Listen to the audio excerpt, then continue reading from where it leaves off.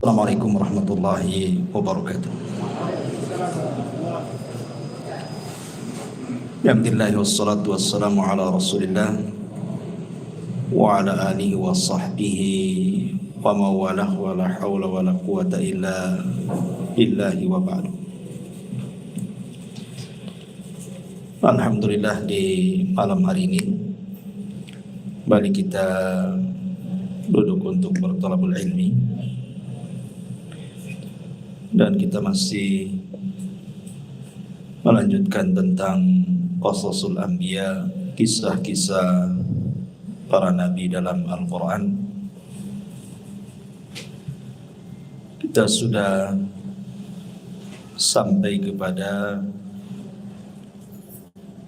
kisah Nabi Allah Musa alaihi salatu wassalam.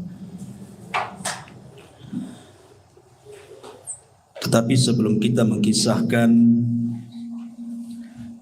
Nabi Allah Musa alaihi salatu wassalam, kisah Nabi Musa tidak lepas dari kisah-kisah Bani Israel.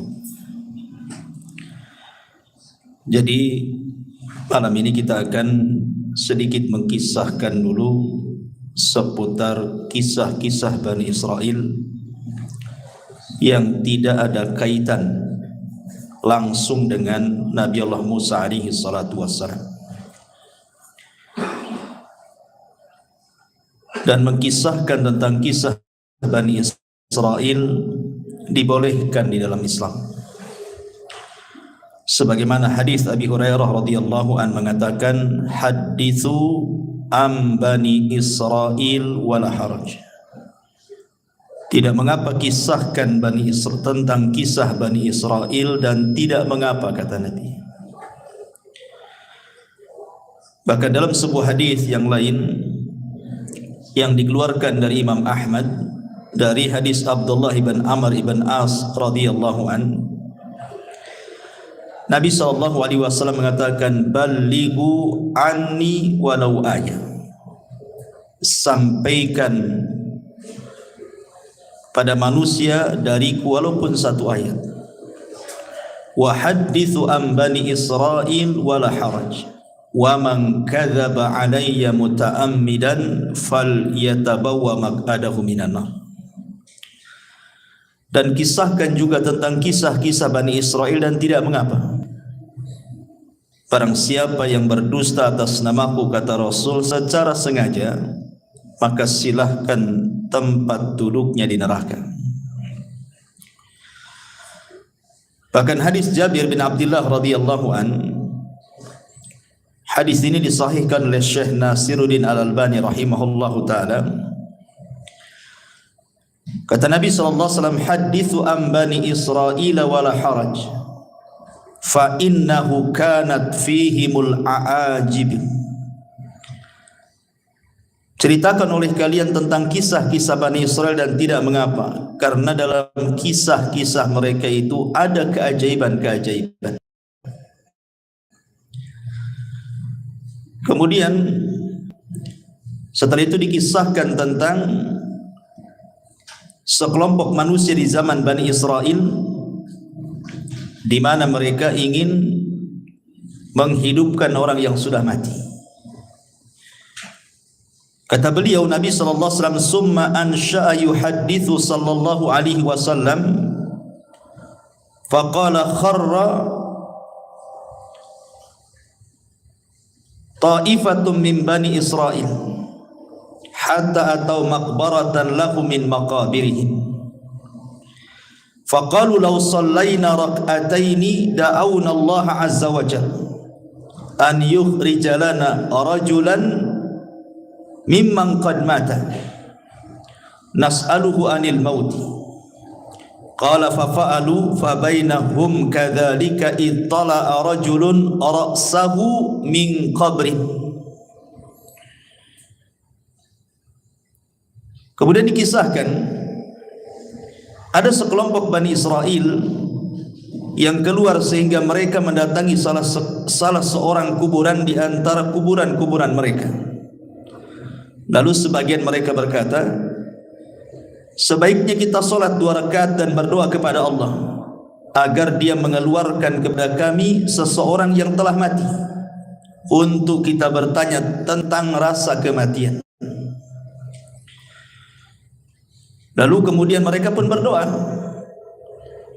Ketika mereka sedang berdoa itulah tiba-tiba kemudian keluar kepala dari kuburan itu, muncul kepalanya ke atas. Kemudian ketika muncul kepalanya di atas itu,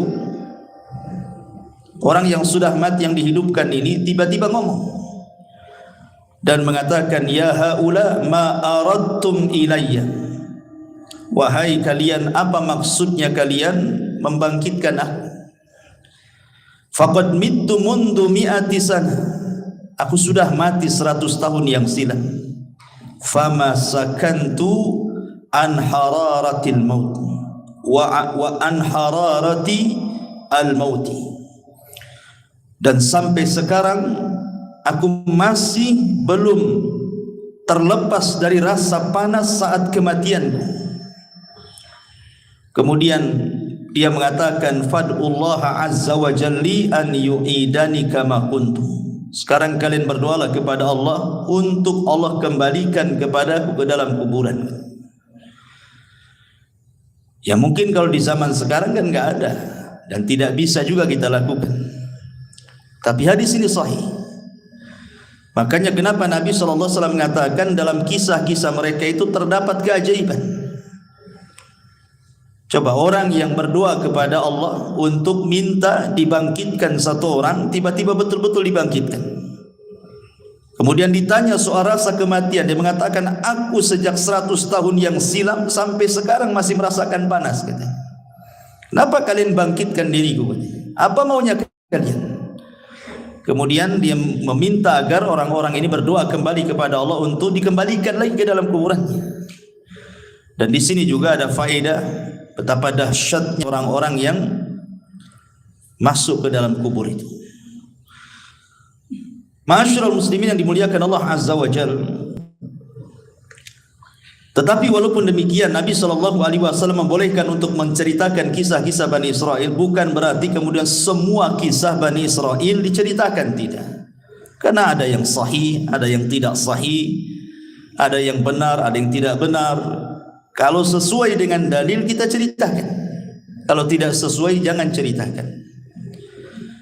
Makanya Nabi SAW mengatakan, jangan kalian tanya tentang ahli kitab tentang sesuatu, karena mereka tidak menunjukkan sedikit pun petunjuk kepada kalian. Boleh jadi akhirnya kalian mendustakan yang benar atau membenarkan yang dusta.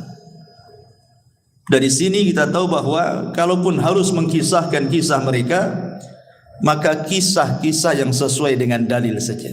Karena betapa banyak kisah-kisah Israiliyat itu yang enggak jelas, maudhu, palsu gitu ya. Nah, kita akan berusaha mengkisahkan kisah-kisah yang sesuai dengan dalil-dalil yang sahih. Ma'asyiral muslimin yang dimuliakan Allah Azza wa Jalla, yang pertama kisah tentang dua orang di zaman Bani Israel yang salah satunya bersumpah melewati takdir Allah Subhanahu wa taala. Kisah ini disebutkan oleh Abi Hurairah radhiyallahu an, dan kisah ini juga dikeluarkan oleh Al-Imam Abi Dawud dan disahihkan oleh Syekh Nasiruddin Al-Albani rahimahullahu taala dalam As-Sahihah. Dari Abu Hurairah radhiyallahu an, aku mendengar Nabi sallallahu alaihi wasallam bersabda, kana rajulani fi Bani Israil.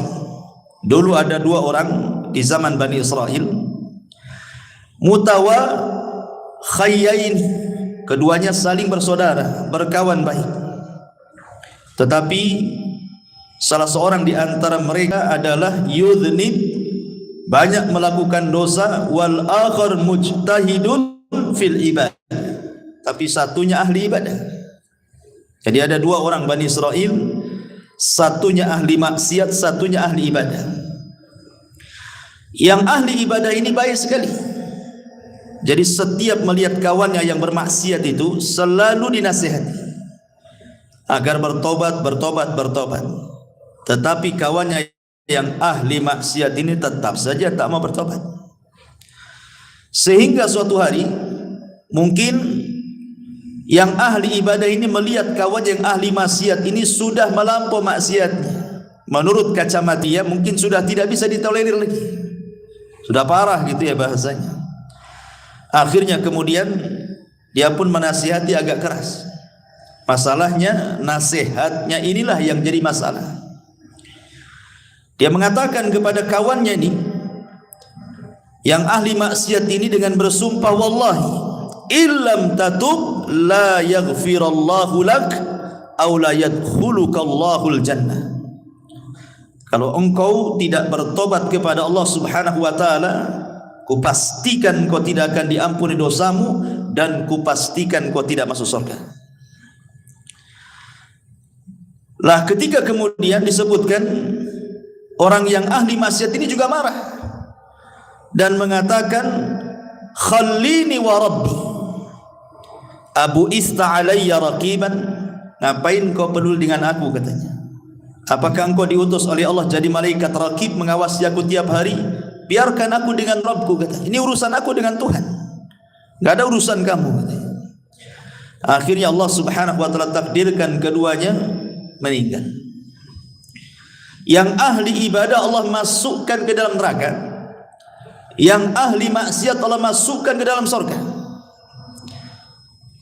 Kenapa demikian? Mestinya kan dibalik gitu ya. Yang ahli ibadah masuk surga, ahli maksiat masuk neraka. Ini dibalik pula. Di mana ahli maksiat masuk surga, ahli ibadah pula masuk neraka.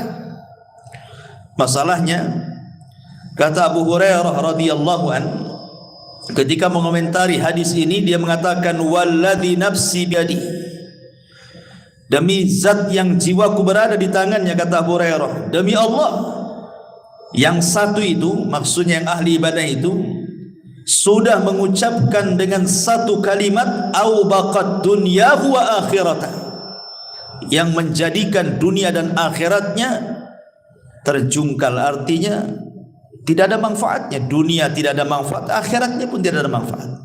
Kenapa coba? Perhatikan di sini, kenapa Allah Subhanahu wa taala masukkan ahli ibadah ini ke dalam neraka dan ahli maksiat ke dalam surga? Karena yang ahli ibadah ini merasa ujub dengan ibadahnya. Dia merasa sombong dengan ibadahnya, seolah-olah dia paling suci dibandingkan kawannya yang ahli maksiat. Lah ujubnya inilah yang menjadikan Allah tidak suka. Sombong dia itu yang Allah tidak suka.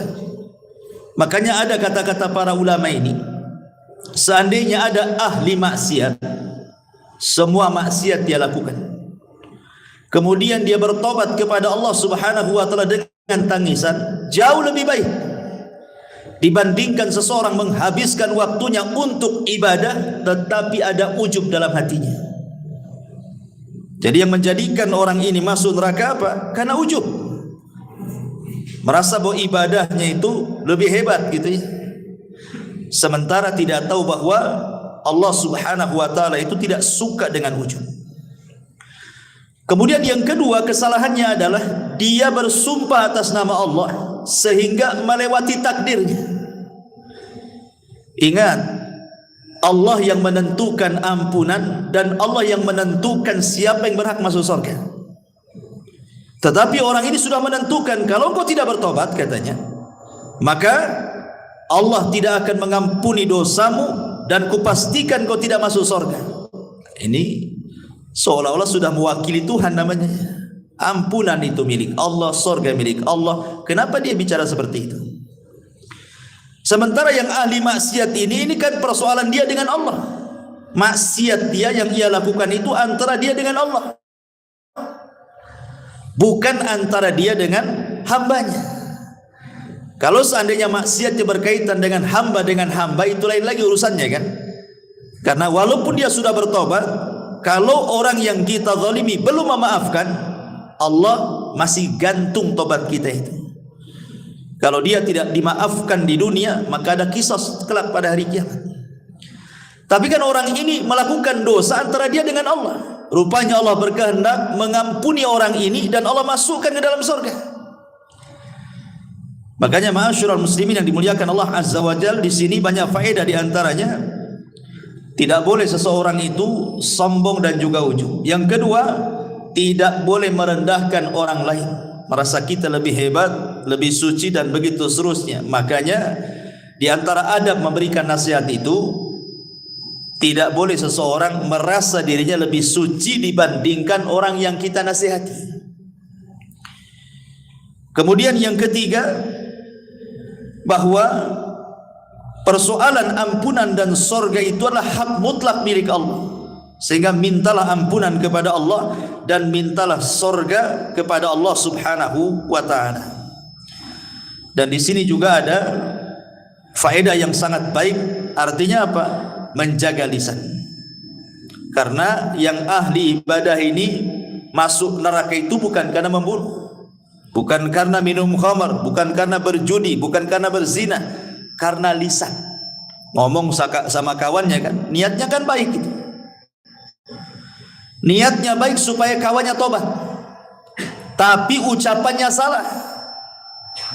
Sehingga Nabi SAW mengatakan, wa innal abda la yatakallamu bil kalimati la yulki laha bala min sakhatillah yahwi sahibuha fi nari jahannam.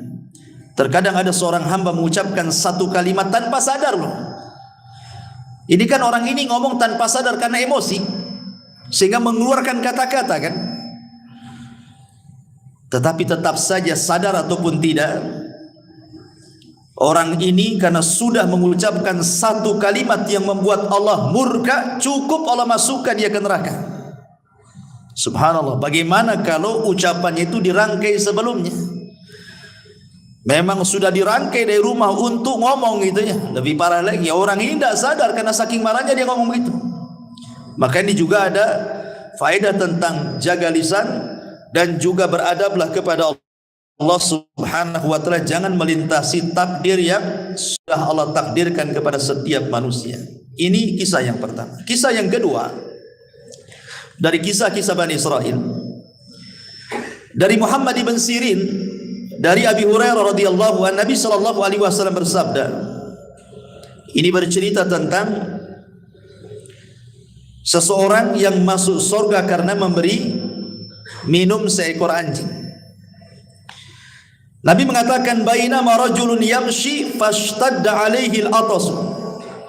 Ada seseorang berjalan di padang pasir, kemudian dia kehausan. Kemudian fanazala bi'ran, nampaklah ada sumur di situ.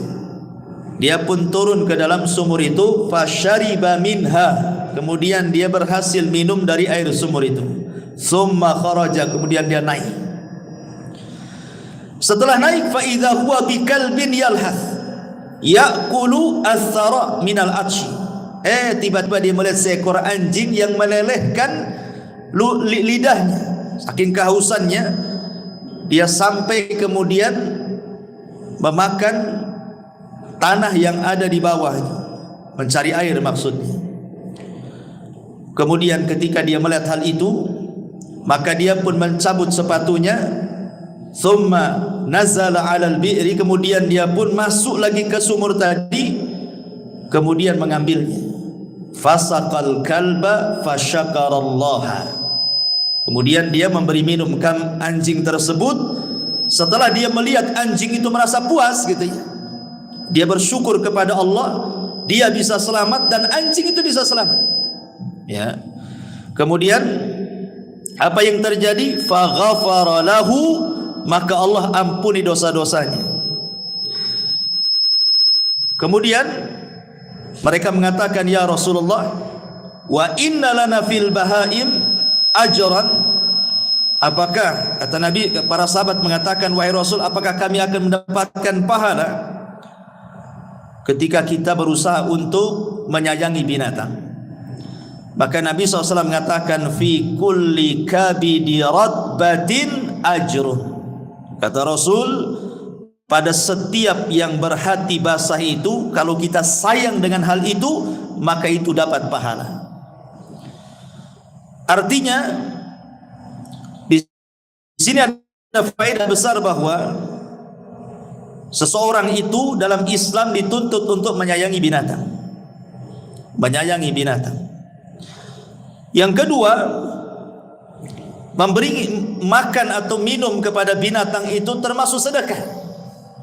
Termasuk sedekah. Sampai ada seorang syekh itu ditanya, "Ya syekh, apakah kalau seandainya saya punya peliharaan kucing, kemudian kita pelihara baik-baik, kita kasih minum, kita kasih makan, kita rawat dia, apakah kalau seandainya pahalanya aku kirim kepada orang tuaku yang sudah meninggal, apakah sampai?" Maka Syekh ini mengatakan, ya tentu sampai, karena setiap sedekah itu bermanfaat untuk orang mati. Tapi tentu yang paling bermanfaat kepada orang mati tentu adalah doa. Yang pertama doa kan, baru kemudian sedekah. Yang paling manfaat bagi orang mati itu adalah doa dulu, baru kemudian sedekah. Di sini juga ada keutamaan kan gitu ya. Jadi orang ini memberi minum anjing itu bukan karena memberi minumnya, tidak, karena keikhlasan dia. Karena dalam riwayat itu ada juga riwayat yang mengatakan bahwa yang memberi minum itu seorang pelacur. Seorang pelacur dari Bani Israel, sama kisahnya. Kemudian seorang pelacur ini pun Allah Subhanahu wa taala masukkan ke dalam surga karena keikhlasannya. Jadi bukan karena memberi minumnya, tetapi karena keikhlasan dia. Jadi Allah melihat keikhlasannya sehingga Allah masukkan wanita itu ke dalam surga, menunjukkan keutamaan ikhlas di sini.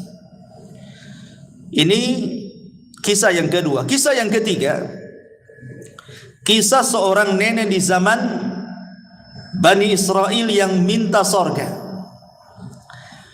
Ini dijelaskan dalam riwayat Abi Musa al-Ash'ari radhiyallahu anhu. Hadis ini juga disahihkan oleh Syekh Nasiruddin Al-Albani rahimahullahu taala. Ketika Nabi sallallahu alaihi wasallam pulang dalam peperangan, kemudian kehabisan bekal. Kemudian dia pun mencari orang yang mau menjamunya. Ketemulah seorang nenek Yahudi di perbatasan Madinah. Dalam riwayat Arabian, seorang Arab Badui. Kemudian Nabi SAW meminta izin untuk meminta sesuatu yang dimakan dia, diminum dia dengan para sahabatnya. Maka dengan senang hati wanita Yahudi yang sudah tua, atau dalam riwayat seorang Arabi, seorang Arab Badui ini, memberi makan dan minum Rasul dan pasukannya. Maka Rasul itu ingat tidak pernah melupakan jasa kebaikan orang. Makanya Nabi SAW bertanya, sepulangnya kami ke Madinah, kira-kira apa yang bisa kami berikan kepadamu atas jasa kau memberi makan dan minum kepada kami? Nanti kami akan utus mengirim kebutuhan. Minta sekarang, kira-kira apa? Maka tiba-tiba kemudian dia meminta macam-macam. Dia mengatakan, naqatun atau naqatan narkabuha. Rasul, aku minta seekor unta lah, kirimkan nanti kemari supaya aku bisa ke sana kemari pakai unta punya kendaraan. Dalam riwayat dia meminta anjing supaya bisa menjaga kambing-kambingnya, kalbun yahrusu ghanami. Kemudian juga minta pembantu yang bisa membantu dia, seorang budak. Kemudian minta ini banyak kali permintaannya. Hanya ngasih makan dan minum. Ketika Rasul mengatakan kira-kira sebagai imbalan kebaikanmu apa, macam-macam dimintanya. Maka Rasul mengatakan, tidakkah kau lemah untuk seperti seorang nenek di zaman Bani Israel? Sahabat heran kenapa Rasul menyebut seorang nenek di zaman Bani Israel. Makanya sahabat bertanya, wa ma'ajuzu Bani Israel ya Rasulullah, apa yang Anda maksud seorang nenek di zaman Bani Israel itu wahai Rasul? Maka Rasul mengatakan, dahulu inna Musa alaihi salam, Nabi Musa alaihi salatu wassalam, lamma sara bi Bani Israel min Misrah dhallu tariq. Jadi ketika Musa ini dengan Bani Israel menyeberangkan dari Mesir menuju perjalanan Palestina, tiba-tiba nyasar, sesat jalannya, nggak tahu kemana arahnya. Kemudian para tokoh-tokoh Bani Israel, orang-orang pilihan Nabi Musa ini mengadu kepada Nabi Musa dan mengatakan, kami ingat bahwa dahulu Nabi Yusuf alaihi salatu wassalam sebelum meninggal, dia berwasiat agar dikuburkan di Palestina, jangan dikuburkan di Mesir. Akhirnya kemudian Nabi Musa mengatakan, kalau begitu kita ambil jasadnya, karena jasad para nabi itu tidak akan dimakan tanah. Walaupun ratusan tahun, ribuan tahun sekalipun, tetap saja jasadnya seperti itu. Kalau seandainya Allah izinkan kita membongkar kuburan Rasul kita, tentu jasadnya tidak akan dimakan tanah. Tapi kan tidak boleh kita mengambil jasad Nabi. Lah, akhirnya Musa bertanya, siapa di antara kalian yang tahu tentang letak kuburan Nabi Yusuf itu? Maka salah seorang di antara mereka ada seorang nenek zaman Bani Israel ini. Kata Nabi Musa, kalau gitu kita datangi nenek itu untuk menunjukkan di mana kuburannya. Datanglah kemudian Bani Israel ini kepada nenek Bani Israel tadi dan minta ditunjukkan di mana letak kuburannya. Tetapi nenek itu juga tidak mau gratisan, tetap ada imbalannya. Sehingga Nabi Musa bertanya, apa imbalannya supaya engkau bisa menunjukkan di mana kuburan Nabi Yusuf? Tiba-tiba nenek ini mengatakan, aku hanya menginginkan an akuna ma'aka fil jannah. Tolong doakan kepada Allah, jadikan aku bersamamu di surga, kata. Subhanallah, ya. Tentu Nabi Musa terdiamlah. Nabi Musa kan enggak punya surga. Yang punya surga Allah, kan begitu. Masa hanya menunjukkan di mana kuburan Nabi Yusuf minta surga? Jadi teman Nabi Musa lagi, kan? Terlampau tinggi kan bayarannya. Tetapi Allah Subhanahu wa taala kabulkan permintaan nenek ini. Kemudian diutus Jibril, kemudian diberitahu kepada Nabi Musa, katakan kepada nenek itu sudah dikabulkan. Maka Musa pun mengatakan, Allah sudah mengabulkan permintaanmu. Sekarang di mana kuburannya? Kemudian ditunjukkan dan diambilnya jasad Nabi Yusuf. Kemudian mereka pun tidak lagi tersesat jalan dan Nabi Yusuf dikuburkan di mana? Di Palestina. Ya. Lah kisah ini, ma'asyiral muslimin yang dimuliakan Allah Azza wa Jalla, Rasul ingin menyinggung seorang nenek yang mengatakan orang Badui, ada juga yang mengatakan seorang nenek Yahudi. Maksudnya kalau sudah tua itu jangan macam-macam permintaan dunianya. Lihat nenek zaman minta unta, minta anjing untuk menjaga ternaknya, minta pembantu, minta ini, minta itu. Kok sudah tua maksudnya? Kalau sudah tua itu dekat mati. Banyak-banyak minta surga gitu maksudnya. Karena di zaman Nabi SAW ada anak kecil yang luar biasa, namanya Rabi'ah ibn Ka'ab al-Aslami. Rabi'ah ibn Ka'ab al-Aslami, anak remaja, belum dewasa, masih remaja, suka membantu Nabi SAW. Jadi kalau malam dia suka menginap di rumah Nabi untuk menyediakan keperluan Nabi kalau bangun sepertiga malam atau pertengahan malam, entah menyiapkan tempat wudunya, menyiapkan airnya. Jadi Nabi SAW melihat anak remaja ini masih kecil, kok semangat kali membantu dirinya. Maka Rasul SAW mengatakan kepada anak muda ini, mintalah sesuatu hai anakku, aku akan berusaha memberinya. Mintalah sesuatu untukmu. Kalau anak-anak kecil zaman sekarang antum katakan minta apa nak, pasti jawabannya lato-lato. Minta apa? Lato-lato kan itu. Anak-anak kecil kan itu. Minta mainan ini, mainan itu kan itu. Tapi lihat anak kecil di zaman Nabi, dia mengatakan ketika Rasul mengatakan salini, minta sesuatu kepadaku. Kata anak ini mengatakan as'aluka murafaqataka fil jannah. Tidak wahai Rasul, aku hanya ingin menjadi temanmu di surga. Anak kecil gitu ngomong begitu, coba. Aku hanya ingin menjadi temanmu di surga, katanya. Nabi SAW gak yakin awa ghaira dzalik, yang lain. Namanya anak-anak kan suka mainan gitu ya. Yang lain gak ada katanya. Itu saja katanya. Maka tetap anak ini mengatakan tidak wahai Rasul, hanya itu saja katanya. Aku ingin menjadi temanmu di surga, katanya. Maka Nabi SAW mengatakan fa inni ala nafsika bi kathrati sujud. Kalau begitu bantulah supaya keinginanmu tercapai. Nah, kau banyak-banyak sujud, banyak-banyak sholat. Sejak itulah Rabi'ah al-Aslami, Rabi'ah ibn Ka'ab al-Aslami, dia memperbanyak sholat. Maksudnya sholat sunnah, ya, sholat wajib sudah jelas, sampai dia wafat. Ya, itu anak kecil nih. Bahkan seorang wanita namanya Ummu Amarah. Ummu Amarah ini seorang wanita yang terlibat di salah satu peperangan bersama Nabi SAW. Ada yang mengatakan di perang Uhud. Perang Uhud itu kan perang kekalahan kaum muslimin. Bahkan Rasul masuk perangkap orang-orang musyrik kan. Hampir mati Rasul di perang ini. Bagaimana tidak coba, penutup kepalanya kan kena pecah gitu ya, karena diterjang oleh musuhnya dengan pedang sampai pecah tuh helm kepalanya, sampai serpihannya menancap di pipi Nabi.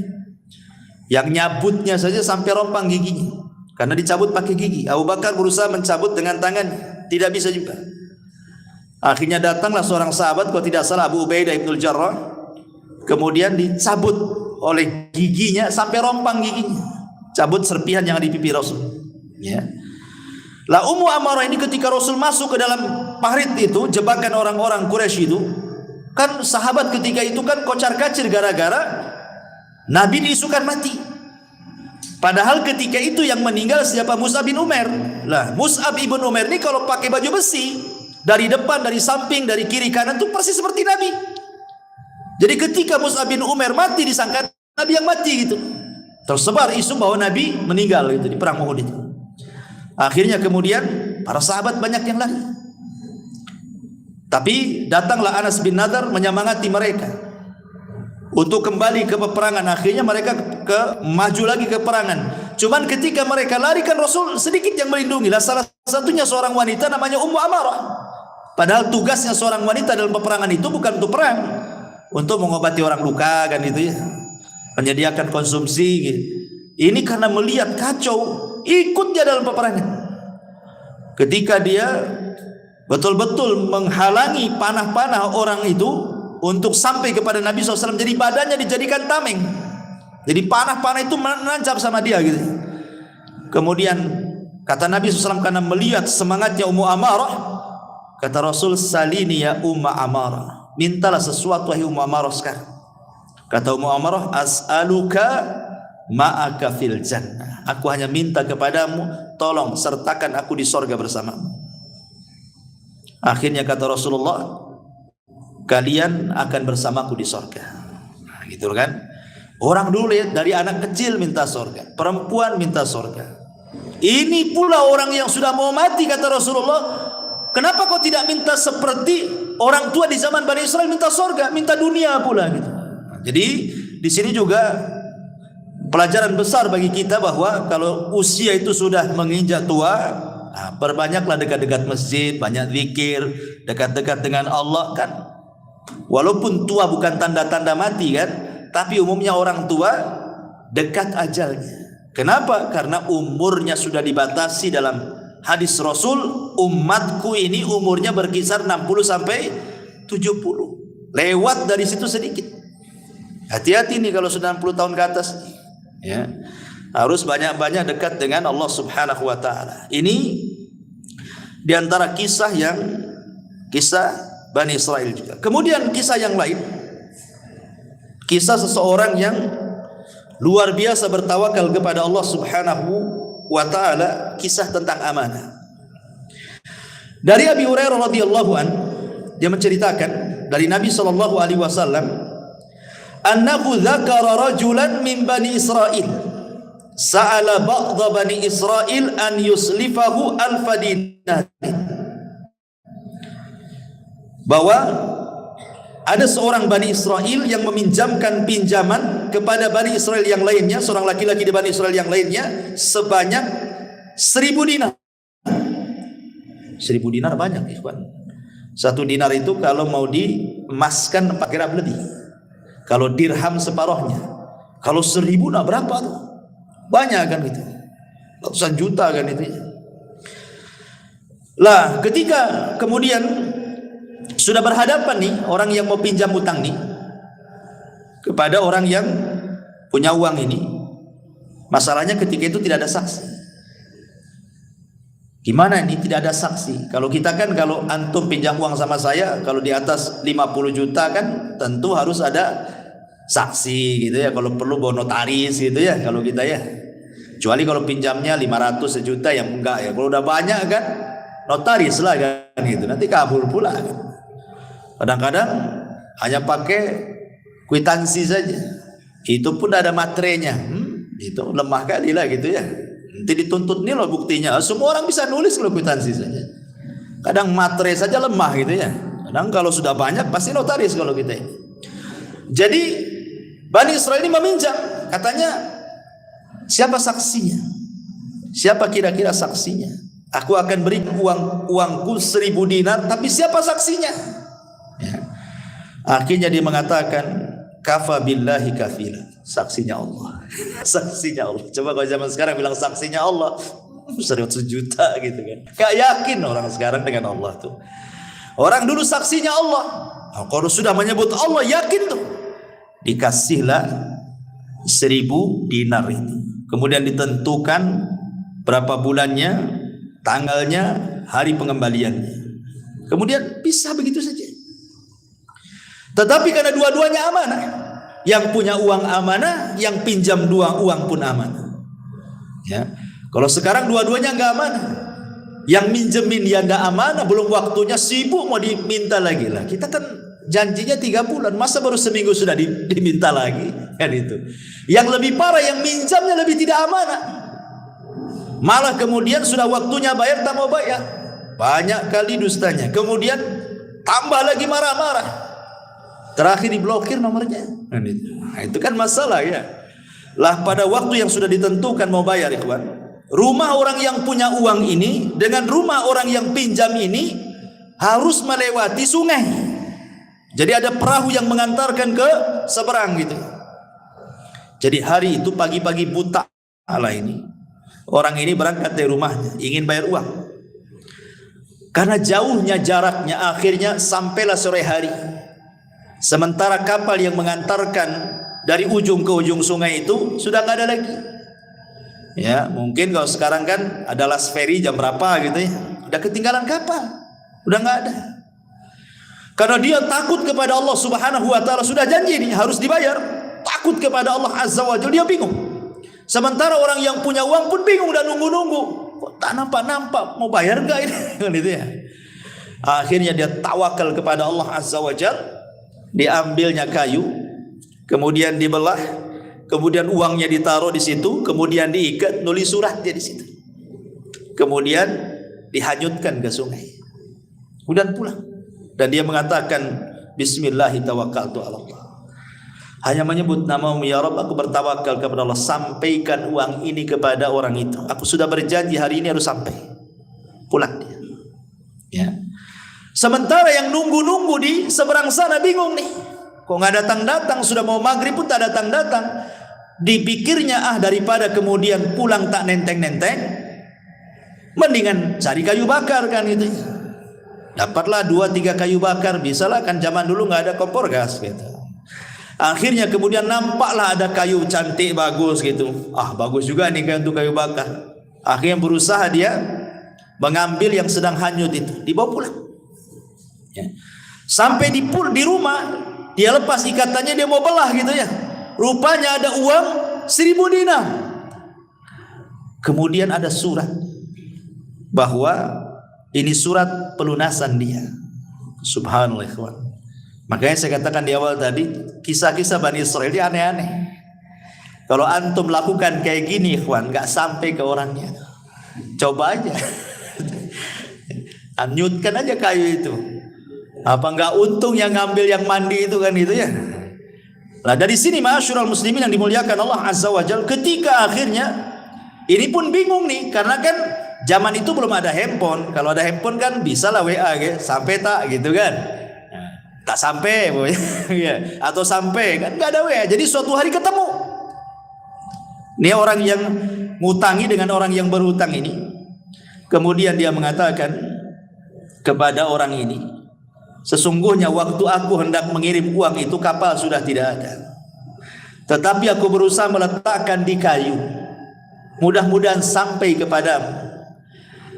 Kemudian dia mengatakan, fa inna Allah qad adda anka alladhi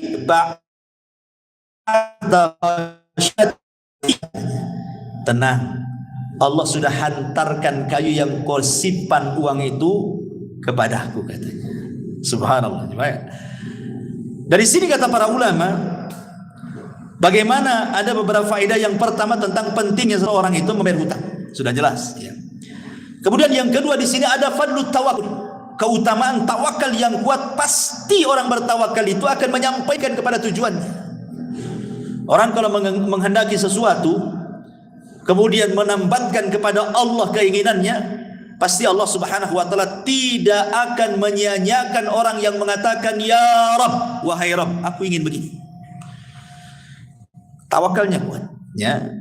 Kemudian juga di sini juga ada tentang karamah para wali, isbat karamah al-auliya. Bagaimana di sini wali-wali Allah yang betul-betul beriman dan bertakwa Allah tolong. Ya, ini kan keajaiban gitu kan, mengantar uang pakai kayu bakar gitu. Kemudian juga dibolehkan seseorang di sini untuk hutang piutang. Dan ingat, hutang piutang dalam Islam ini murni persoalan sosial. Tidak boleh mengambil keuntungan dalam hutang piutang. Ingat ya, hutang piutang ini persoalan sosial. Murni soal persoalan sosial, sehingga tidak boleh mengambil keuntungan. Kalau ada hutang piutang mengambil keuntungan, berarti Anda sedang bertransaksi riba. Seperti dulu kan rentenir, pinjam 100 bayar 110, ya kan? Pinjam 1000 bayar 1100. Itu rentenir. Atau di bank-bank ribawiyah kan ma'ruf. Hutang-hutang mesti harus ada bunganya. Semua riba tidak boleh. Ataupun hutang piutang seolah-olah digambarkan bisnis.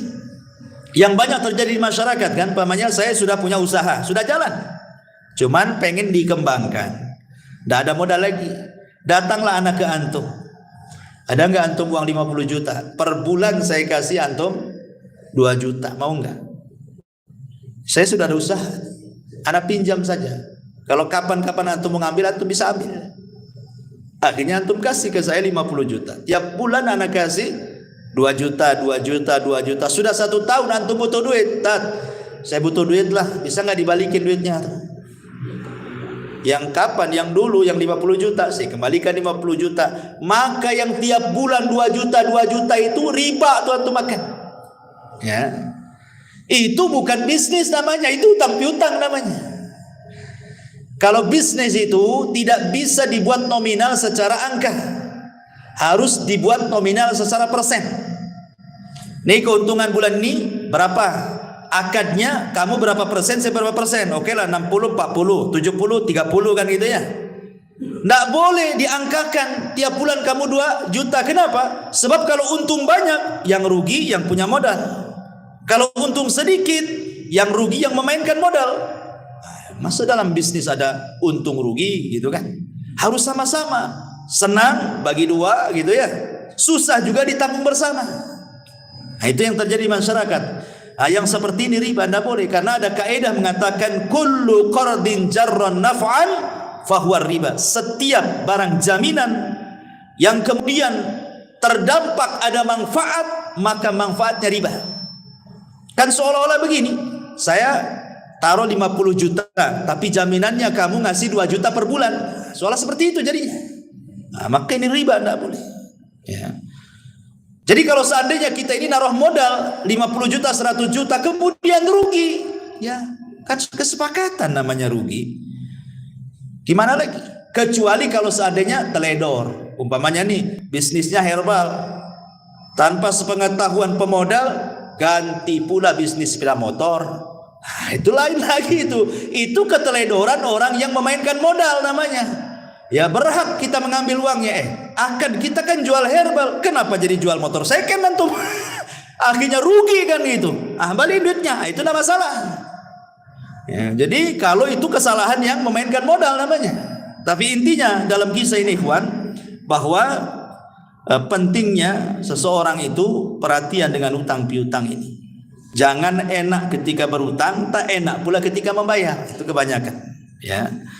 Tapi ini juga kisah di zaman Bani Israel. Kemudian juga yang lain kisah di zaman Bani Israil adalah kisah orang yang membanggakan nasab. Hadis ini dikeluarkan Imam Ahmad dalam musnadnya dari sahabat Ubay ibn Ka'ab radhiyallahu anhu.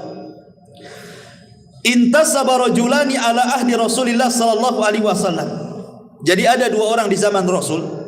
Di zaman Rasul dua orang itu berbangga dengan nasab. Dan ingat orang-orang jahiliyah dulu itu memang paling suka berbangga dengan nasab. Makanya ada ayatnya. Apa ayatnya? Alhaqumut takatsur hatta zurtumul maqabir. Maqabir. Apa artinya alhaqumut takatsur hatta zurtumul maqabir? Jadi orang-orang jahiliyah itu saking berbangga dengan nasab sampai menghitung kuburan. Nih kabilahku jumlahnya 1.000 orang. Berapa kabilahmu? Oh, kabilahku banyak, 1.500 orang. Kemudian mereka datang ke kuburan. Ayo kita hitung kuburan-kuburan dua. Nih, lihat kuburan. Sampai hitung kuburan orang itu. Nih kuburan, ini kuburan ini, kuburan ini. Dihitung tuh kuburan tuh. Nanti banyak-banyakan kuburan tuh. Terutama kuburan-kuburan orang-orang yang nenek moyangnya berhasil. Oh ini yang ini dulunya mantan menteri nih. Nah, ini mantan jenderal nih. Nah, begitu berbangga dengan kuburan orang jahiliyah itu. Jadi zaman Rasul, satu orang berbangga dengan nasab dan mengatakan, kamu tahu siapa saya? Kata. Saya anak fulan, ibn fulan, ibn fulan, ibn fulan, ibn sampai 9 kakeknya disebut. Kemudian setelah dia menyebut 9 kakeknya, dia menghina kawannya dari kabilah lain dan mengatakan, amma anta fala ummalaka.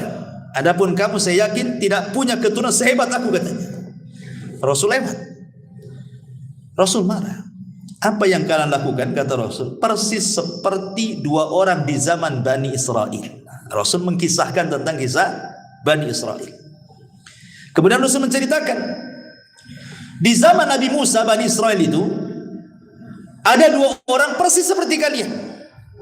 Yang satu mengatakan ana fulan, ibnu fulan, ibnu fulan, ibnu fulan, ibnu fulan sampai 9 kakeknya disebut. Dengan bangganya dia mengatakan, lihat kakek buyutku nih, orang-orang hebat semuanya. Amma anta fala ummalaka. Adapun kakek buyutmu paling orang-orang biasa saja gitu. Sekarang udkur abaka, sebutkan turunan, ya. Akhirnya kemudian dengan malu-malunya dia mengatakan, adapun ana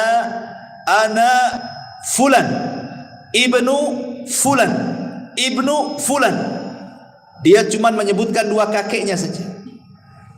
Karena kakek yang ketiganya kafir. Dia benci menyebut kakeknya yang kafir. Kemudian dia ulang lagi, ana fulan, ibnu fulan, ibnu fulan, ibnul Islam. Dia bilang kakeknya yang kafir itu dikatakan Islam. Saya anaknya fulan bin fulan bin Islam, katanya. Karena dia enggak mau kaki yang keempat, ketiganya itu kafir masalahnya. Dia nasabkan ke Islam. Kemudian Allah takdirkan, kata Rasul, keduanya wafat. Yang berbangga dengan kakek-kakeknya, buyutnya, walaupun kafir, walaupun tidak beriman, bangga dia sebutkan semuanya sampai 9 kakeknya. Allah masukkan ke dalam neraka. Adapun yang menyebutkan kakeknya cuma 2, ketika menyebut kakeknya yang ketiga dia tidak mau karena kafir, akhirnya dinasabkan ke dalam Islam, kemudian dimasukkan ke dalam surga. Kemudian Allah Subhanahu wa taala mengatakan kepada yang berbangga dengan kakeknya yang ke-9 itu, fa anta ashiruhum, engkau yang ke-10, kau ke neraka, gitu. Kan disebutkan 9 kan, dia yang ke-10-nya gitu. Adapun engkau, katanya, masuklah ke dalam surga, fa anta thalithuhum, engkau yang ketiganya, masuk ke surga, katanya. Gitu kan, bayangkan orang ini masuk neraka ya bukan karena mencuri, bukan karena minum khamr, karena nyebutkan saya putra ini, putra ini, putra ini, masuk neraka. Ngeri kan, menyebutkan nasab ini. Dan ini yang paling banyak terutama di daerah-daerah itu yang masih membanggakan kesukuan biasanya, ya kan, yang ada marga-marga, ada ini itu, kadang-kadang dia bisa merendahkan marga lain dan meninggikan marga dia kan. Atau mungkin daerah yang masih kental dengan kesultanan kan, merasa dia darahnya biru, antum ini darah merah, apalagi itu tuh darah hitam katanya. Ini kan masalah ya kawan kan. Nah, ini masalah. Jadi jangan sampai membanggakan keturunan karena tidak ada manfaatnya.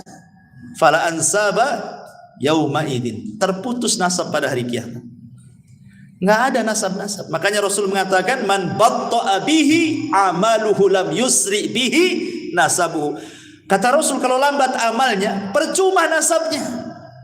Hari ini orang ngaku syarifah, syarif, habib, habibah gitu ya.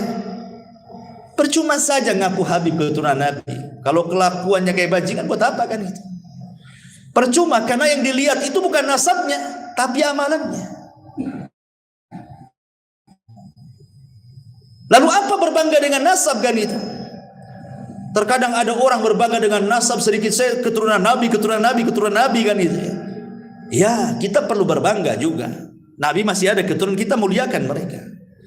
Tetapi kalau buat kesombongan buat apa coba? Maka nasab itu tidak ada gunanya di akhirat. Yang menjadikan orang masuk surga itu adalah amalan. Baik. Kemudian juga kisah yang lain. Masih kisah di zaman Bani Israel adalah kisah 3 orang yang diberikan penyakit kemudian diuji dengan nikmat. Masyhur kisahnya ya. Karena terdapat dalam kitab Riyadhus Shalihin hadis dari Abu Hurairah radhiyallahu anhu, di mana hadis ini juga terdapat dalam Sahih Bukhari Muslim, sudah jelas sahihnya ya. Jadi di zaman Bani Israel, singkat saja saya cerita, saya tidak akan baca nasnya kepanjangan. Di zaman Bani Israel itu ada 3 orang yang Allah Subhanahu wa taala berikan penyakit. Yang pertama abras, yang kedua aqra, yang ketiga a'ma. Abras, aqra, a'ma ya. Maksudnya abras itu seseorang yang punya penyakit sopak ya. Sopak itu apa ya?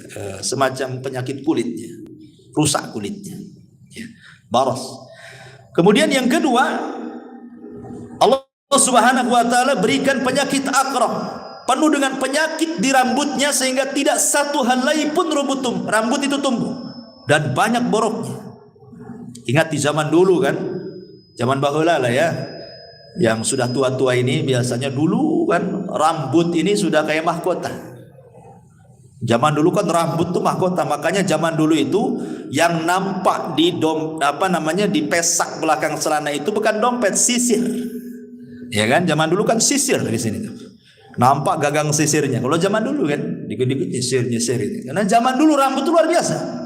Sampai kalau perempuan itu bisa dijual tuh potongannya itu.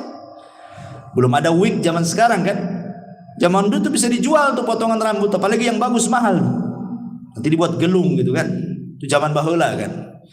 Apalagi di zaman Bani Israil, tambah lagi zaman kita aja baheula itu rambut tuh kayak mahkota di kepala gitu. Malu kalau rambut jelek itu zaman dulu. Apalagi zaman dulu kan banyak kutu ya kan. Nggak tahu sekarang kutu ini pada kemana hilang semua. Jadi akhirnya kemudian yang ketiga orang buta. Lah Allah Subhanahu wa taala mengirim malaikat dalam bentuk manusia. Datanglah kepada orang yang punya penyakit sopak, baros yang penuh dengan borok di badannya itu. Kemudian dia mengatakan, "Tamanna ya abdi." Kalau bercita-cita Allah Subhanahu wa taala memberikan sesuatu, kira-kira apa cita-cita?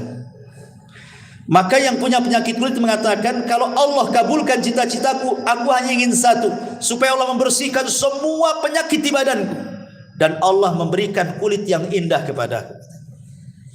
Akhirnya orang ini mengusap, malaikat yang menjelma orang ini diusap, sembuh seketika. Senanglah orang ini. Kemudian sebelum pulang, malaikat ini sebelum menghilang dia mengatakan, kira-kira hewan apa yang kau sukai? Dia mengatakan al-ibilu unta. Akhirnya dikasihlah unta bunting. Kemudian malaikat ini berpindah ke orang kedua, sama pertanyaannya. Orang yang botak banyak penyakitnya itu, maka orang ini mengatakan, kalau Allah berkehendak aku hanya ingin ditumbuhkan rambutku dan rambutku menjadi rambut yang paling indah sehingga manusia tidak membenciku lagi gitu. Diusap rambutnya, masya Allah langsung tumbuh, hilang penyakitnya, tumbuh rambut indah dan tidak ada rambut seindah orang ini. Kemudian yang ketiga orang buta juga sama, disembuhkan. Lah orang yang punya penyakit di rambut ini kemudian ditanya, binatang apa yang kau sukai? Dia mengatakan sapi. Akhirnya dikasih sapi yang bunting. Kemudian orang buta dikasih kambing, karena dia suka kambing, dikasih kambing bunting.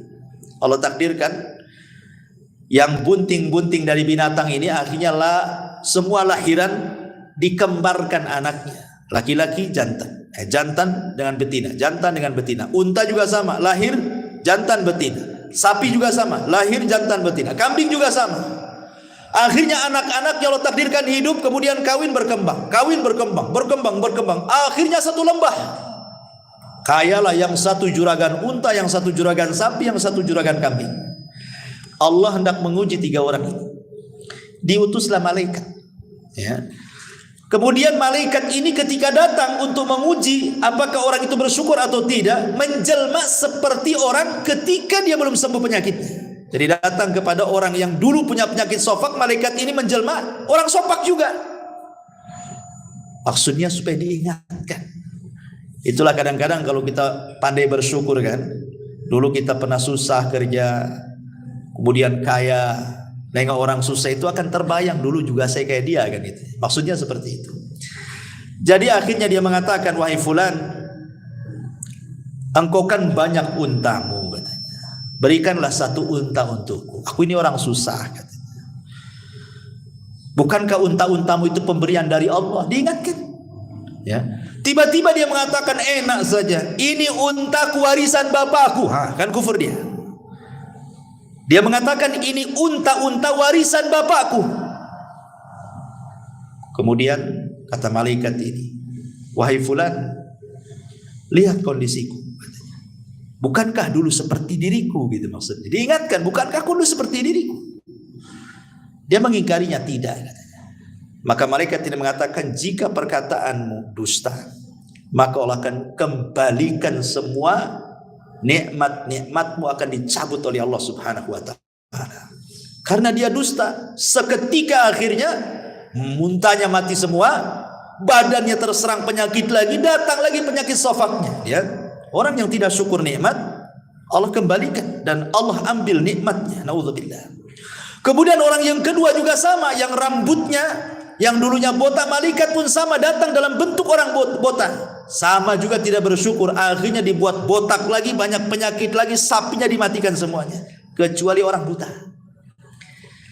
Ketika orang buta ini yang sudah tidak buta lagi, malaikat datang dalam bentuk orang buta, diminta kambingnya. Apa kata buta?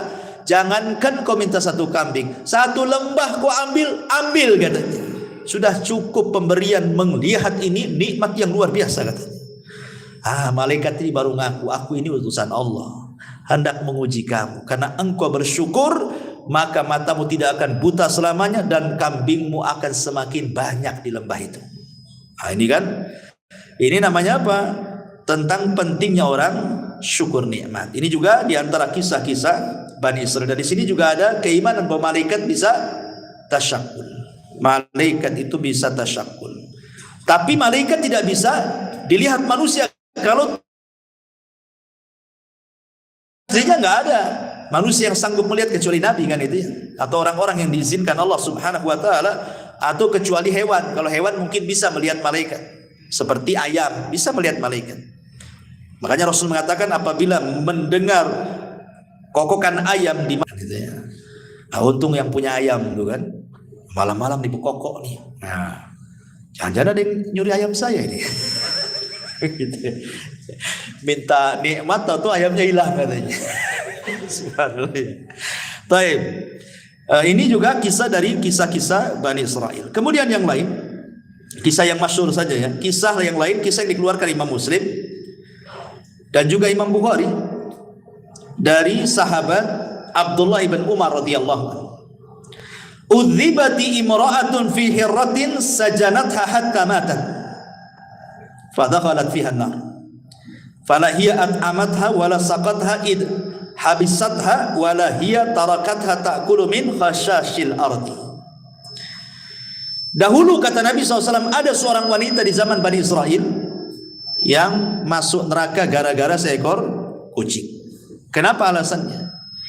Karena wanita ini tidak pernah memberikan kesejahteraan. Dia rawat kucing, kemudian dia kerangkeng kucing tapi tidak dikasih makan, tidak dikasih minum, sehingga kemudian akhirnya kucing ini kelaparan.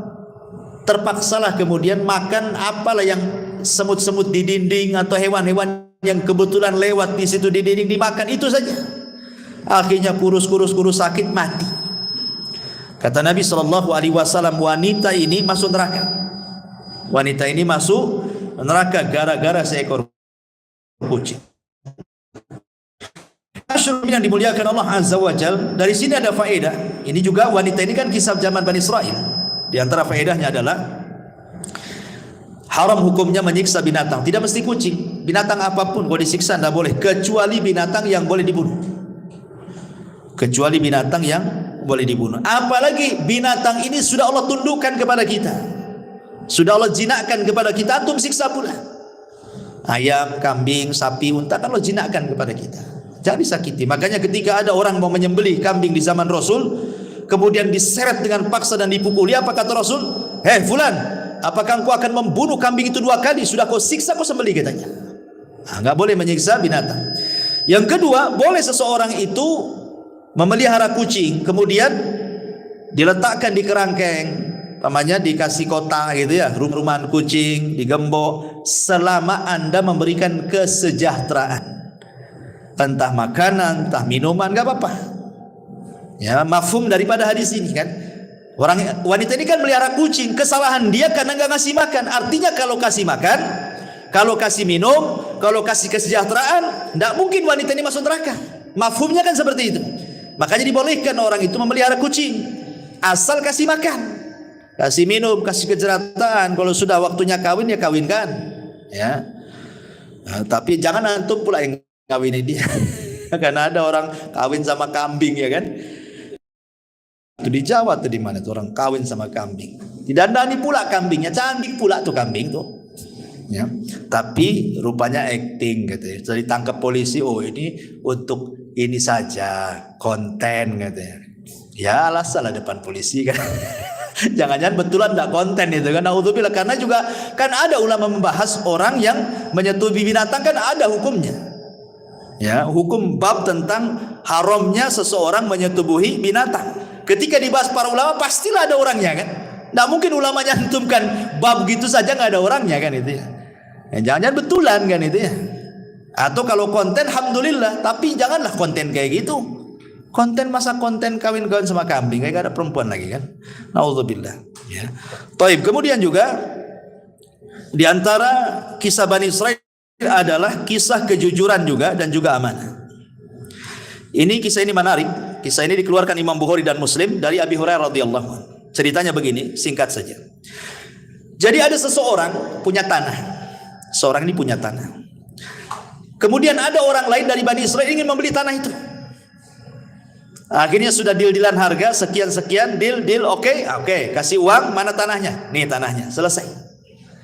Ya, tiba-tiba nih yang beli tanah ini pas mau digarap, dicangkuli, mau ditanami, tiba-tiba nemu harta karun penuh dengan emas.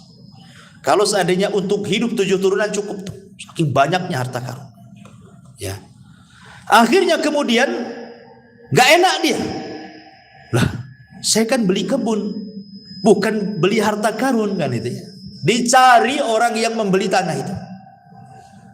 Setelah ketemu, ya fulan, ambil harta karunmu ini, saya kan beli kebunmu, katanya.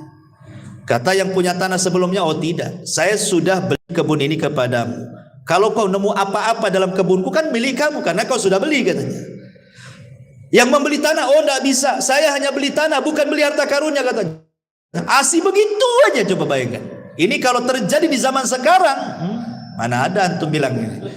Antum sembunyi-sembunyi lah. Alhamdulillah katanya kan, ada harta karun katanya. Akhirnya kemudian nggak mau juga, yang satu nggak mau, saya tahu. Akhirnya datang sampai ke pengadilan, bayangkan. Gara-gara ini sampai ke mahkamah.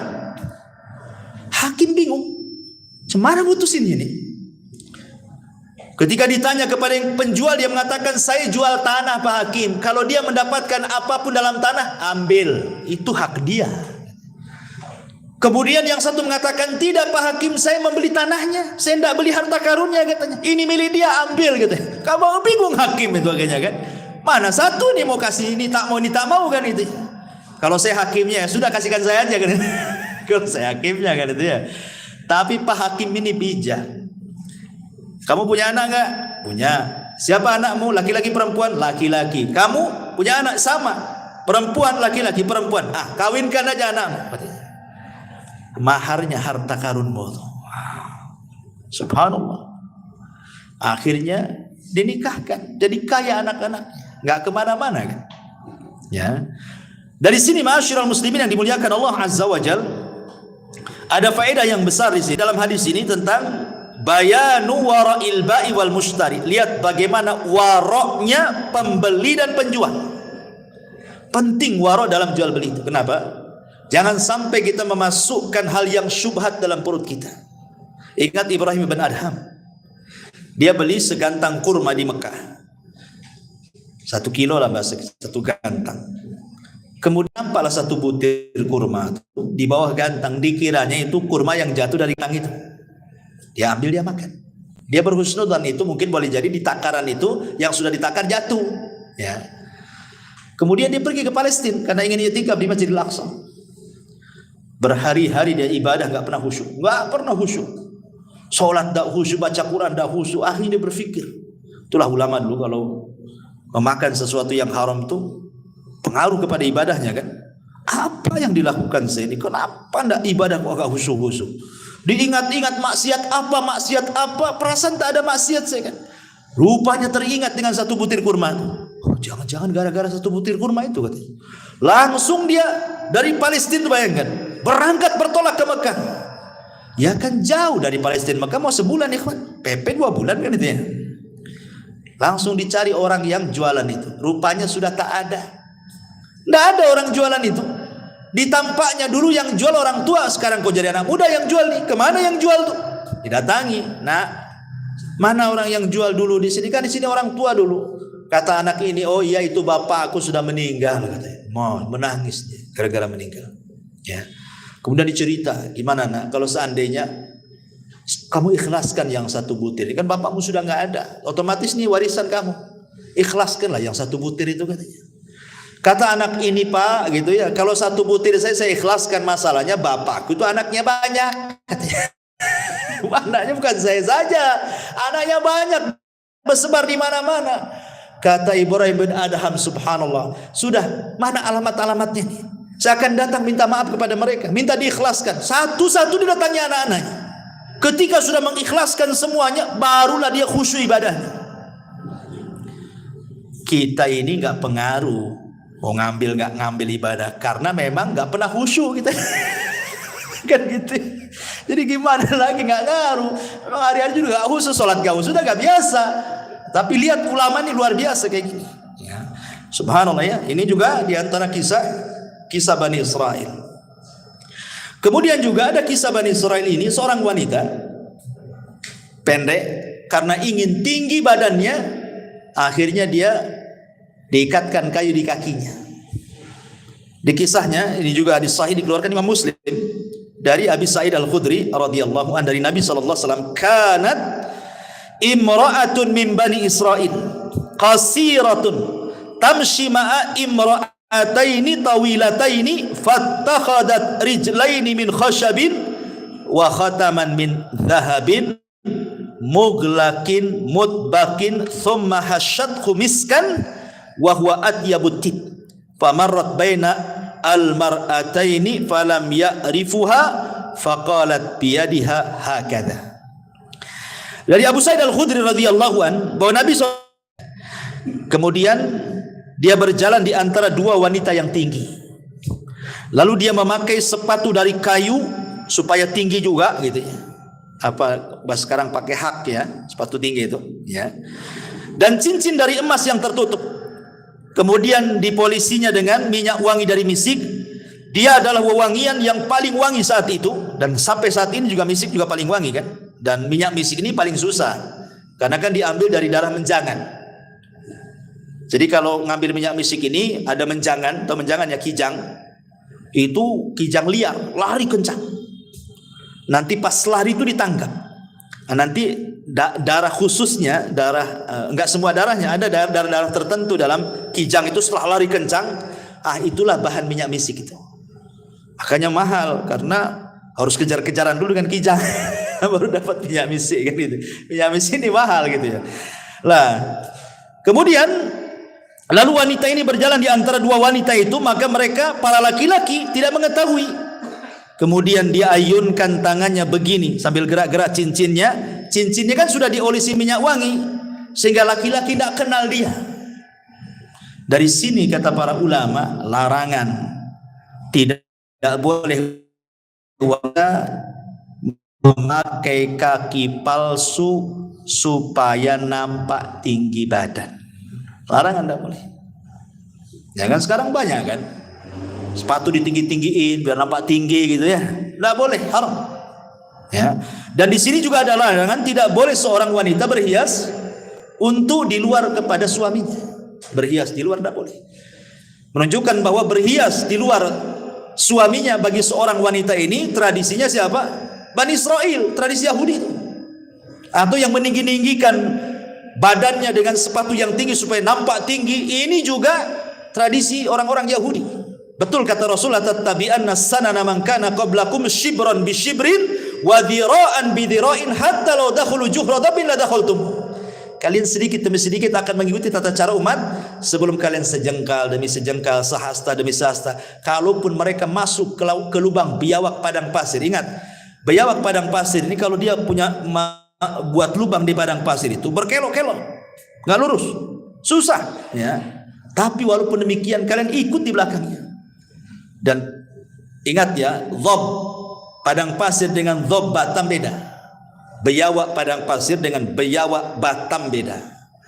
Kalau biawak padang pasir itu warnanya putih, kalau biawak Batam warnanya hitam. Kalau biawak padang pasir makan sayur, kalau biawak Batam makan ular atau makan ngeri, makan semua kanibal kan. Ya, jadi nggak bisa disamakan. Oh, Rasul melihat Khalid bin Walid makan biawak gitu ya.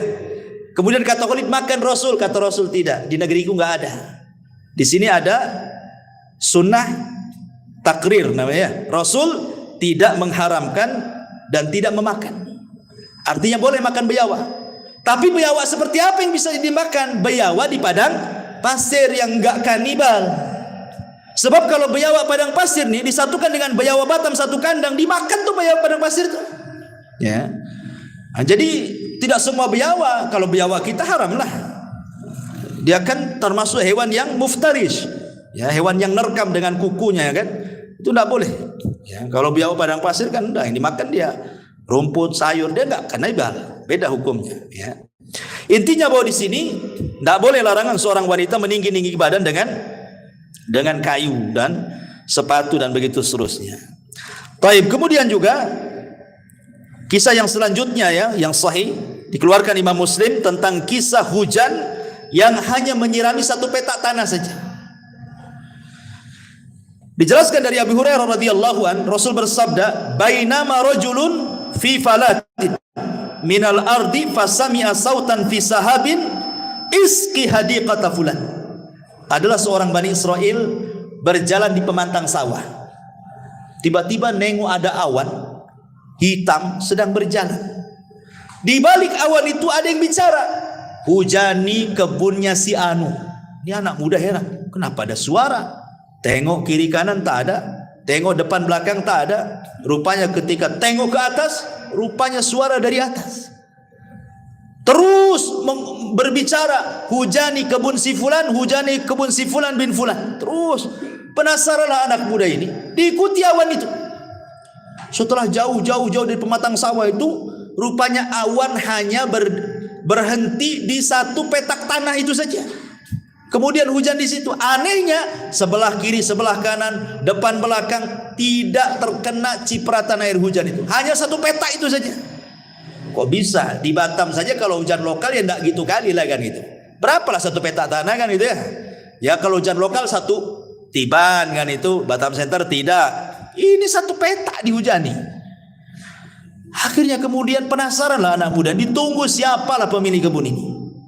Lama-lama keluar pula pemiliknya. Kemudian disetop. Kamu yang memiliki ladang ini? Ya. Siapa namamu? Fulan ibnu Fulan. Kaget anak muda ini. Kenapa? Ini nama-nama yang disebut Yawan tadi. Sehingga dia penasaran. Maaf Pak, Bapak ini kalau panen, ya kan? Apa yang dilakukan dengan panenan itu?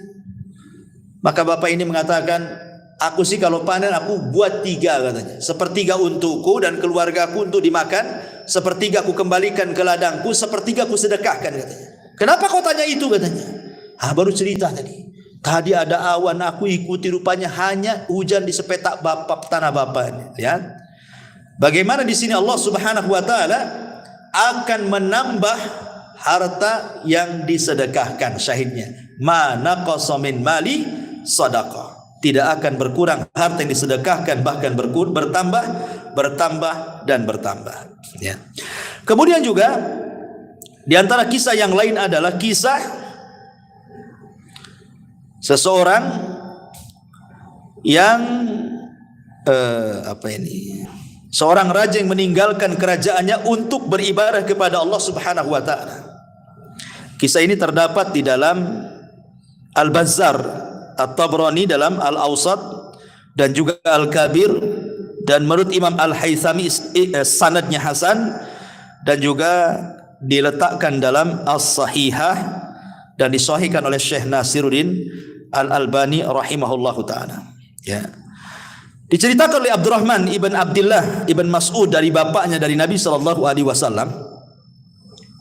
Jadi sesungguhnya Bani Israel telah mengangkat, saya artikan saja. Sesungguhnya Bani Israel telah mengangkat salah seorang khalifah, maksudnya raja untuk mereka. Maka sang khalifah itu berdiri salat di bawah sinar bulan di atas Baitul Maqdis. Lalu ia mengingat beberapa hal yang telah diperbuatnya. Maka ia berpegang dengan sebuah tali. Pada pagi harinya tali itu masih tergantung di masjid itu. Namun ia telah pergi. Lalu raja ini pergi sampai tiba di sebuah kaum yang tinggal di tepian laut. Lalu dia mendapati mereka sedang membuat batu bata. Maka ia bertanya kepada mereka, bagaimana kamu membuat batu bata ini? Lalu mereka memberitahunya. Maka ia membuat batu bata bersama mereka. Dia makan dari hasil tangannya, sehingga ketika tiba waktu sholat, ia bersuci, salat. Lalu ada seseorang pekerja yang melaporkan hal itu kepada pemimpin negeri itu. Dan dia berkata, di tengah-tengah kami ada seseorang yang berbuat ini dan itu. Maka pemimpin itu mengirimkan orang untuk menemuinya agar ia datang kepadanya. Namun ia enggan untuk datang. Ya, karena dia raja kan itu. Maka pemimpin itu datang sendiri mewakili teman-temannya, rakyatnya. Sehingga kemudian berjumpalah antara pemimpin dan pemimpin ini kan itu. Kan ini kan nyamar, raja nyamar ya. Ini pemimpin ini juga pemimpin daerah situ kan, berjumpa. Lalu kemudian setelah berjumpa dia berkata, "Tunggulah aku ingin berbicara padamu satu kalimat saja." Maka orang itu berdiri sehingga berbicara dengan pemimpin itu dan memberitahukan kepadanya bahwa ia adalah seorang raja. Dan bahwa ia pergi karena takut terhadap dosa. Pemimpin negeri itu berkata, sesungguhnya aku akan menyusul berbuat seperti itu bersamamu.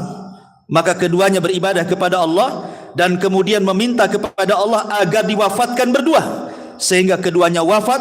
Maka Abdullah bin Mas'ud berkata, kalau aku berada di Rumailah Mesir, tentu aku akan memperlihatkan kepada kamu kuburan kedua raja tersebut yang tobat bersama-sama. Luar biasa kisah ini kan. Jadi bagaimana di zaman Bani Israel ada seorang raja yang takut dosa. Kemudian karena takut dosa ditinggalkan kerajaannya. Nampaklah rakyatnya di situ ada yang sederhana, kerjanya cuman buat batu bata, ikut pula di situ.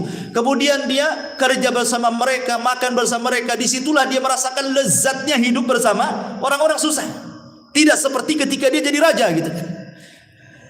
Akhirnya kemudian kan aneh, raja itu kan beda penampilannya, pasti terawat gitu ya. Orang desa kan nampak orang desa ya, nggak terawat badannya ya. Ini raja, tentu ya kalau di zaman sekarang kayak setingkat menteri saja bersih-bersih itu ya. Sauna, steambath atau apa. Yang penting dirawat. Jadi dicuriga loh orang-orang ini. Mana ini orang mana ini? Kok ganteng banget, dilaporkan kepada raja tempatan situ. Kemudian rajanya datang gitu ya. Kemudian ngomong-ngomong baru cerita, aku ini raja juga. Terenyuhlah raja situ. Kok bisa dia raja datang ke daerahnya, kumpul bersama rakyatnya hanya untuk beribadah. Itu daerah dia. Makanya dia pun kemudian mengambil ibrah dari pelajarannya. Dia pun ingin sama seperti dia. Akhirnya sama-sama kerja, hidup di situ, beribadah di situ sampai mati. Kan itu. Nah, ini kan luar biasa. Ini menunjukkan juga nasihat kepada para pemimpin. Ini hadis ini isyarat kepada para pemimpin. Karena dulu ada namanya Yahya al-Burmuki di zaman di zaman Bani Umayyah. Dia dipercaya oleh Khalifah Harun ar-Rasyid untuk memimpin kota Madinah. Tetapi dia pun melintasi wewenangnya sebagai gubernur. Dia pun berkasus. Akhirnya Harun ar-Rasyid menangkap dia dan anaknya dipenjarakan. Yahya al-Burmuki. Sehingga anaknya ini bingung kesalahan bapaknya apa, sama-sama masuk penjara kan gitu.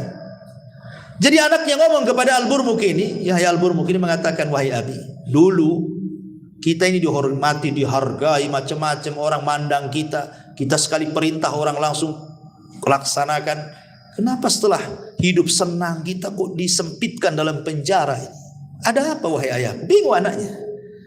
Maka Yahya al-Burmuki mengatakan, wahai anakku, boleh jadi ini doa-doa yang pernah kita zalimi katanya. Boleh jadi ini doa-doa yang pernah kita zalimi melesat ke langit sehingga Allah kabulkan. Seperti inilah jadinya. Betul kata Nabi SAW, doa yang orang yang dizalim itu kan melesat sampai ke atas awan. Ketika doa itu sampai kepada Allah, apa kata Allah? Wa bi izzati la ansurannaka walau ba'dahin. Dengan kemuliaanku kata Allah, aku akan tolong kamu tepat pada waktunya katanya. Kata Imam Ibnul Qayyim, walaupun doa itu disambut oleh orang kafir sekalipun, maka Allah akan di samping orang kafir itu. Bukan karena kekafirannya, tapi Allah tidak suka dengan kezaliman. Kata Imam Ibnul Qayyim ya, catatannya bagus ya. Ini juga di antara kisah, dan banyak sekali ini sebenarnya kisahnya, masih ada 10 kisah lagi tapi waktu juga ya. Insyaallah kita lanjutkan minggu depan. Ya, ini saja, mudah-mudahan ada manfaatnya. Subhanaka bihamdika asyhadu an la ilaha illa anta astaghfiruka wa atubu ilaik. Allahu ta'ala alam. Assalamualaikum warahmatullahi wabarakatuh.